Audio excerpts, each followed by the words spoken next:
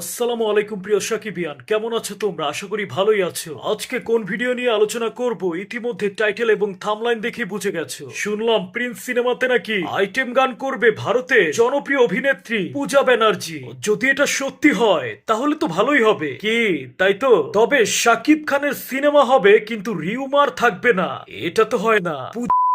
এই আইটেম গান করবে প্রিন্স সিনেমাতে, এটাও কিন্তু ভাই একটা রিউমার। তবে যাই হোক, যদি পূজা সত্যি এই সিনেমাতে আইটেম গান করে তাহলে মোটামুটি ভালোই হবে। তবে আমরা সাকিবিয়ানরা চাই, যারা শাকিব খানকে দেখতে ভালোবাসি, শাকিব খানের সিনেমা দেখতে ভালোবাসি, তারা চাই বর্তমানে আপগ্রেড যেই নায়িকাগুলো আছে, প্রথম সারির যেই নায়িকাগুলো আছে, তাদেরকে দিয়ে আইটেম গানটা করা হোক। এখন পূজা ভালো নায়িকা, ভালো অভিনয় পারে, এমনকি ভালো দেখতেও। তাই বলে যে প্রিন্স সিনেমাতে তাকেই আইটেম গানে নেওয়া হবে, এটা কিন্তু কোনো কথা নয়। আমরা চাই শাকিব খানের সাথে যাকে ভালো দেখাবে, শাকিব খানের পাশে যাকে দেখলে দর্শকরা শীষ বাজাবে, এমন কোন নায়িকাকে।